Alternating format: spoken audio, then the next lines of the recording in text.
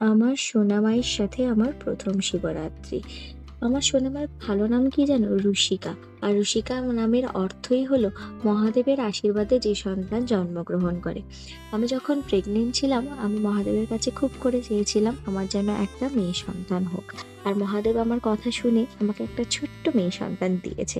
আর এই দেখো তোমাদের সামনে আমার রুশিকা। এবারে শিবরাত্রির দিন আমি বাড়িতে সুন্দর করে পুজো দেওয়ার পর আমার এক স্কুলের ফ্রেন্ডের সাথে দেখা করতে গেছিলাম।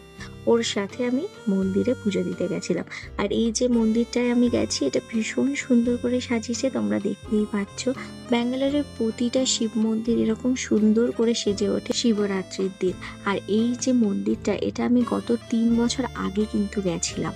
আমি যখন আগে ভাড়া থাকতাম, সেইখানেই এই মন্দিরটা ছিল। আমি যখন সেই আগে ব্লগগুলো বানাতাম বড় বড়, তখন কিন্তু এই ব্লগটা রয়েইছে, যেখানে আমি এই মন্দিরে শিবরাত্রির পুজো দিতে গেছিলাম। আজ ৩ বছর পর আমার মনে হলো এই মন্দিরে আমি আজকে যাব। আমি আমার বান্ধবীকেও বলছিলাম, তখন ও বলল যে ওও যাবে। তাই জন্য দুজন মিলে একসাথে গেলাম ওই মন্দিরে পুজো দেওয়ার জন্য। আর এখানে মন্দিরের সিস্টেমটা আমার ভীষণ ভালো লাগে।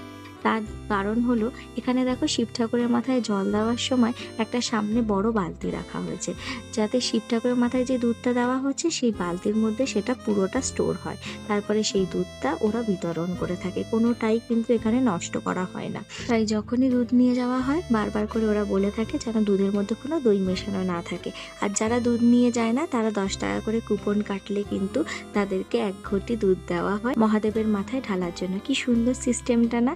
তো আমাদের শিবরাত্রি কিন্তু এইভাবেই সুন্দরভাবে কাটলো এবারে।